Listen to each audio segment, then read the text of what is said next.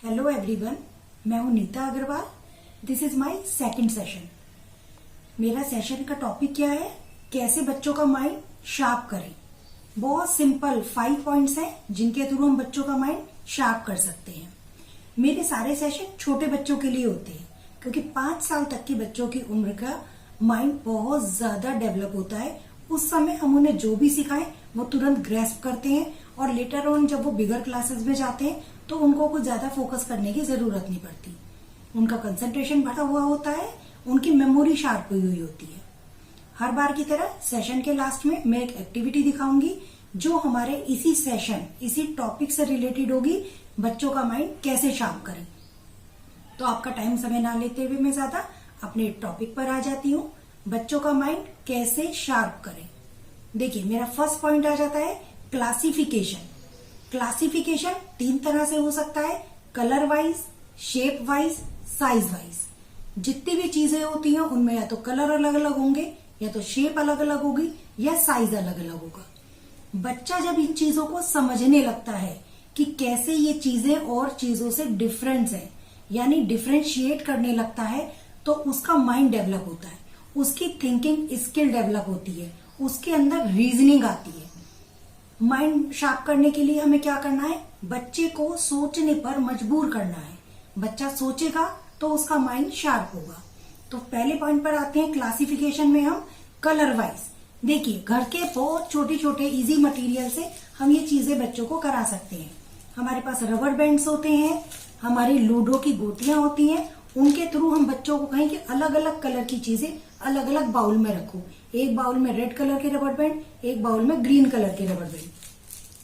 Shape wise हम कर सकते हैं। हमारे घर राजमा के, छोले के सीड्स होते हैं, वो दें बच्चों को, बोलने की डिफरेंट साइज की चीजें डिफरेंट बॉक्स में रखें। तो बच्चा विजन क्लियर करता है कि राजमा के सीड अलग शेप के हैं, छोले के सीड अलग शेप के हैं। और यही हमें करवाना है, बच्चे का विजन क्लियर कराना है, जिससे उसमें डिफरेंशिएशन की नॉलेज एनहेंस हो जाए। थर्ड हमारा आ जाता है साइज वाइज। हम छोटी और बड़ी पेंसिल से ले सकते हैं और बच्चे को बोले इन्हें डिफरेंशिएट करो, तो बच्चा साइज वाइज भी डिफरेंशिएट करने लगता है। अगर क्लासिफिकेशन का कंसेप्ट बच्चों को क्लियर हो गया तो उनके माइंड डेवलपमेंट को कोई नहीं रोक सकता। मेरा सेकंड पॉइंट आ जाता है लेफ्ट टू राइट का कंसेप्ट। मैंने अक्सर देखा है, क्योंकि मैं 20 ईयर से बच्चों के ही साथ हूं, कि काफी बड़े होने तक भी बच्चों को लेफ्ट राइट का कॉन्सेप्ट क्लियर नहीं होता। तो आप कोशिश कीजिए कि 5 इयर्स की एज तक बच्चों को लेफ्ट और राइट समझ में आने लगे अच्छे से। उसके लिए क्या करें? देखिए, बहुत सारी नर्सरी राइम्स बनी हैं, सॉन्ग्स बने हैं। दायां पैर आगे करो, बायां पैर पीछे, फिर गोल घूम जाओ, लेफ्ट देखो, राइट देखो। इस तरह के सॉन्ग और राइम्स बच्चे के साथ गुनगुनाएं। बच्चे को ये कॉन्सेप्ट अगर क्लियर हो गया तो 101% लेटर ऑन वो बहुत सारी चीजें बहुत जल्दी समझने लगेगा। ये मेरा पर्सनल एक्सपीरियंस है जो मैं बच्चों के साथ देख चुकी। काफी बड़े होने के बाद अगर ये कॉन्सेप्ट क्लियर होता है, यानी उसने शुरू में अपने माइंड पर जोर नहीं दिया।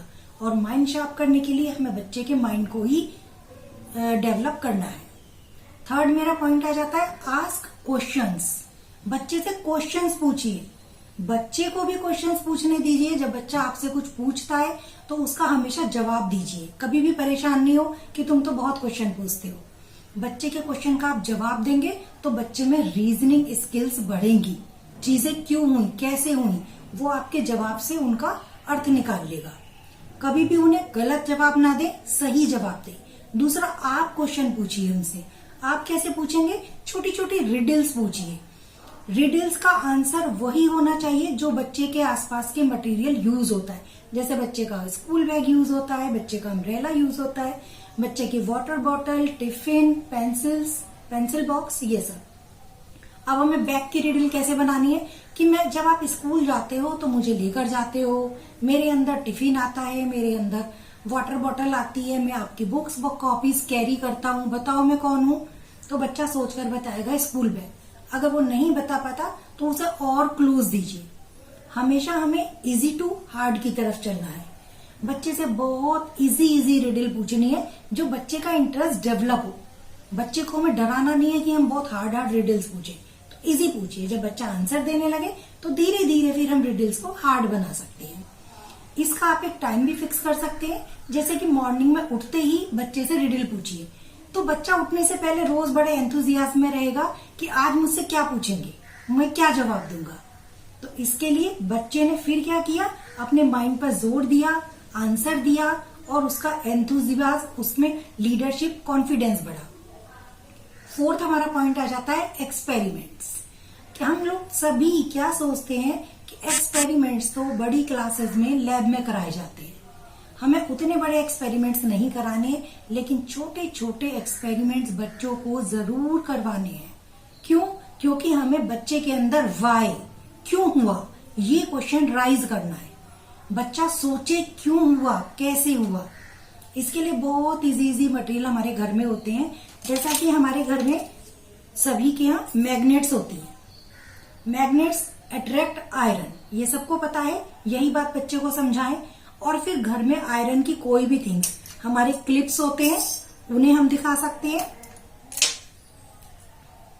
हमारे पास स्टेपलर के पिन होते हैं, उन्हें दिखा सकते हैं कि मैग्नेट ने आयरन को अट्रैक्ट करा और ये अलग नहीं हो रही है, देखो एकदम स्टिक हो गई है इसके ऊपर। तो बच्चा सोचता है कि ये कैसे हुआ। एक चीज से दूसरी चीज सीखता है, दूसरी से तीसरी सीखता है, उसको सिर्फ एक हमें लाइन देनी है।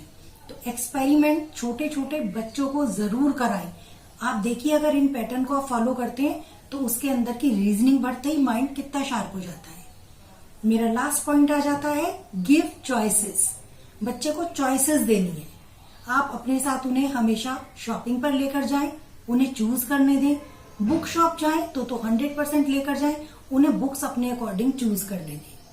ड्रेसेस में आप 2 या 3 ड्रेसेस फाइनल कर लीजिए, फिर बच्चे से पूछ लीजिए कौन सी लेनी है।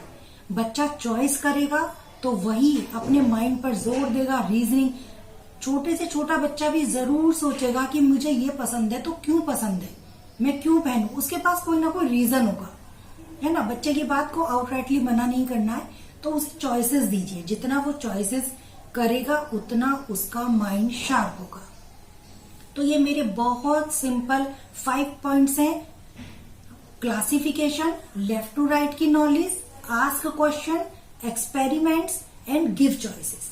अगर आप इन 5 टिप्स को फॉलो करते हैं तो 100% आपके बच्चे में ट्रिमेंडस चेंज आपको दिखाई देगा। अब मेरा लास्ट सेशन आ जाता है क्राफ्ट का। मैं हमेशा क्राफ्ट या एक्टिविटी भी वही लेती हूँ जो मेरे सेशन से रिलेटेड हो। इस बार मैंने ऐसी एक्टिविटी ली है जिसमें बच्चा सोचे और उसके अकॉर्डिंग एक्ट करे। देखिए, हमें अपने थंब पर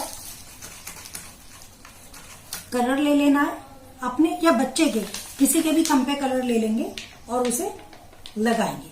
कुछ हमें वर्टिकल लगाने हैं, कुछ हमें हॉरिजॉन्टल लगाने हैं। अभी ये वेट है तो मैंने कुछ पहले ही ड्राई बनाकर रखी है। इसमें हमें कुछ डिटेल्स फिल करनी है। अब इनका क्या क्या बन सकता है, इनका बहुत कुछ बन सकता है। जैसे कि इसकी हमने बना दी बी, मैं अभी पास से भी दिखाऊंगी आपको।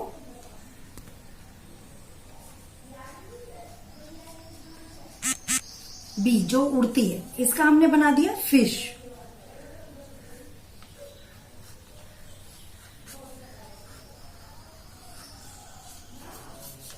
जो वाटर में स्विम करती है, ठीक है। इसी तरह के बहुत सारे थंब बच्चे के लगवाकर आप फुल पेज पे उसे दे दीजिए, जैसा कि मैंने ये करा हुआ है। और बच्ची को बोलिए स्केच पेन देकर कि बनाओ, आपको जो भी बनाना है, जो भी आपकी इमेजिनेशन में आता है आप बनाओ। बॉय बनाओ, गर्ल बनाओ। फर्स्ट टाइम हो सकता है बच्चा कुछ ज्यादा ना बना पाए, लेकिन आगे के लिए वो प्रिपेयर हो जाएगा कि मुझे और सोचना है मैं क्या बना सकता हूँ। जब आप उसे 2nd और 3rd टाइम फिर से यही थंब प्रिंट बनाकर देंगे तो वो बहुत अच्छी अच्छी चीजें एक्सप्लोर करके आपको बनाकर दिखाएगा जो हम सोच भी नहीं सकते। ये सब मेरे पर्सनल एक्सपीरियंस है जो मैंने बच्चों के साथ अप्लाई करे हुए। आई एम श्योर इनका रिजल्ट आपको भी 101% जरूर आएगा। अगर आपको मेरी ये वीडियो पसंद आई हो तो इसे लाइक और सब्सक्राइब करें और अपने सजेशंस भी जरूर लिखें। आपको बच्चों के साथ जो भी प्रॉब्लम आती है आप लिखेंगे तो मैं उसके अकॉर्डिंग ही सेशन जरूर दूंगी। Thank you everyone.